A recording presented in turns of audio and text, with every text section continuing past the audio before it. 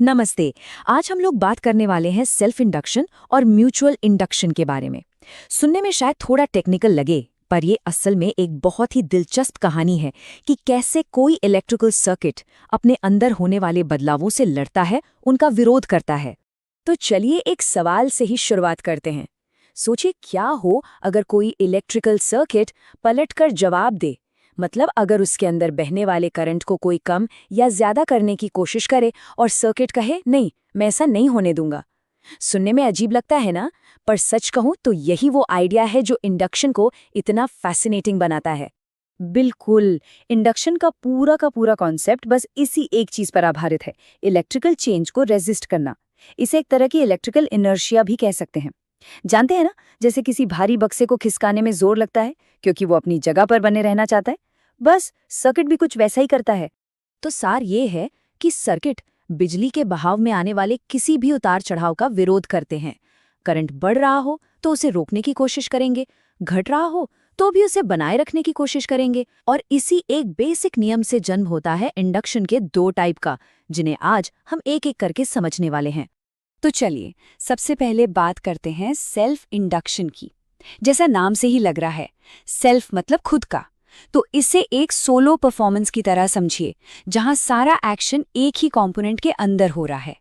तो ये होता क्या है?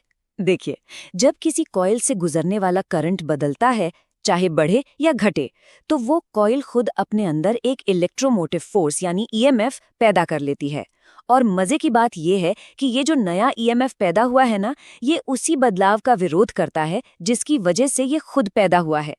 इसे आसान शब्दों में कहें तो कॉइल अपने ही अंदर हो रहे बदलाव को पसंद नहीं करती।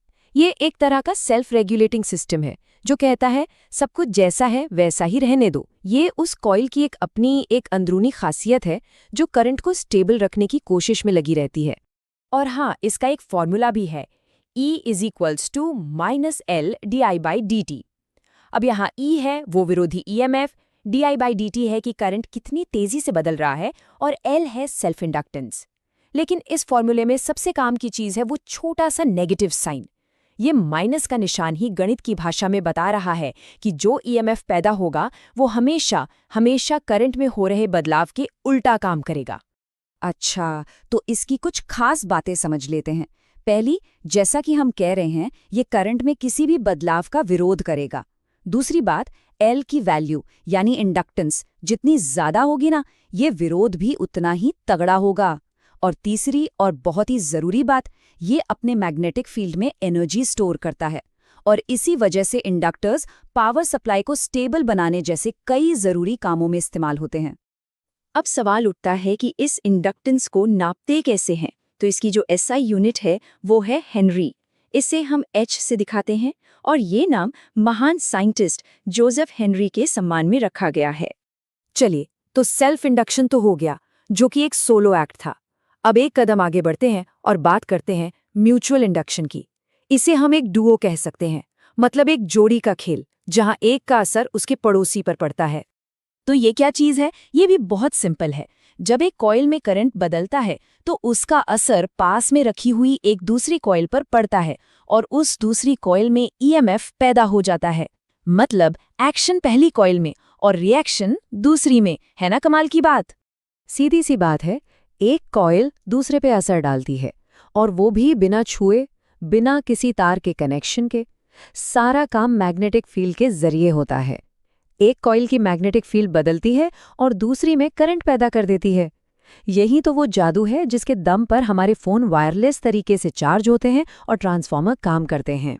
इसका फॉर्मूला भी आपको जाना पहचाना लगेगा, E=-M di/dt। बिल्कुल सेल्फ इंडक्शन जैसा, है ना? यहाँ भी वो नेगेटिव साइन है जो विरोध को दिखा रहा है।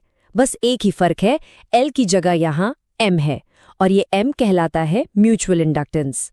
ये बस ये बताता है कि दोनों कॉइल्स के बीच की दोस्ती कितनी पक्की है, मतलब एक दूसरे पर कितना असर डाल सकती हैं। ठीक है, तो अब हमने सेल्फ इंडक्शन भी देख लिया और म्यूचुअल इंडक्शन भी। तो क्यों ना अब दोनों को आमने सामने रखकर देखें। इससे इनके बीच का जो भी फर्क है वो एकदम क्रिस्टल क्लियर हो जाएगा। तो इस टेबल पर एक नजर डालते हैं। देखिए, पहला फर्क तो कॉइल्स की गिनती का है। सेल्फ इंडक्शन में बस एक ही कॉइल होती है, जबकि म्यूचुअल इंडक्शन में दो। दूसरा, असर कहाँ हो रहा है? सेल्फ इंडक्शन में कॉइल खुद के ही करंट का विरोध करती है, जबकि म्यूचुअल इंडक्शन में असर दूसरी कॉइल पर दिखता है। फिर आते हैं इनके कोएफिशिएंट्स पर। सेल्फ इंडक्शन का हीरो है L, तो म्यूचुअल इंडक्शन का है M। और आखिर में सबसे बढ़िया उदाहरण, सेल्फ इंडक्शन का क्लासिक एग्जाम्पल है एक इंडक्टर और म्यूचुअल इंडक्शन का ट्रांसफॉर्मर। तो ये सारी फिजिक्स की बातें हमारी असल जिंदगी में कहाँ काम आती हैं? चलिए अब जरा ये देखते हैं कि इंडक्शन हमारे आसपास की दुनिया को, हमारी टेक्नोलॉजी को कैसे चला रहा है। देखिए, म्यूचुअल इंडक्शन का सबसे बड़ा और सबसे ज़रूरी इस्तेमाल है ट्रांसफॉर्मर। सच तो ये है कि हमारे घरों तक जो बिजली आती है ना, वो ट्रांसफॉर्मर के बिना आ ही नहीं सकती। ये ट्रांसफॉर्मर म्यूचुअल इंडक्शन का ही इस्तेमाल करके वोल्टेज को कम या ज़्यादा करते हैं, जिससे बिजली को मीलों दूर से हमारे शहरों तक लाना मुमकिन हो पाता है। चलिए, तो अब तक हमने जो कुछ भी समझा उसे फटाफट से समेट लेते हैं। ये कुछ ऐसे पॉइंट्स हैं जिन्हें याद रखने से ये पूरा कॉन्सेप्ट हमेशा के लिए दिमाग में बैठ जाएगा। तो इंडक्शन को मास्टर करने का ये रहा 5 स्टेप फॉर्मूला। पहला, इसकी डेफिनेशन क्या है। दूसरा, इसका फॉर्मूला क्या है, और हाँ, वो नेगेटिव साइन बिल्कुल नहीं भूलना है। तीसरा, इसकी SI यूनिट हेनरी याद रखनी है। चौथा, दोनों के बीच का फर्क क्या है ये पता होना चाहिए। और पांचवां, इसका एक असली दुनिया का एग्जाम्पल, जैसे कि इंडक्टर या ट्रांसफॉर्मर। बस इतना काफी है। और जाते जाते एक सवाल छोड़ जाता हूँ जिस पर सोचने में मजा आएगा। अगर बदलती हुई मैग्नेटिक और इलेक्ट्रिक फील्ड्स एक दूसरे को पैदा करती हैं, तो ये जो एनर्जी है वो असल में रहती कहाँ है? क्या वो उस फील्ड में है जो हमें दिखती नहीं, या फिर उस चार्ज में जो उस फील्ड को बना रहा है? सोच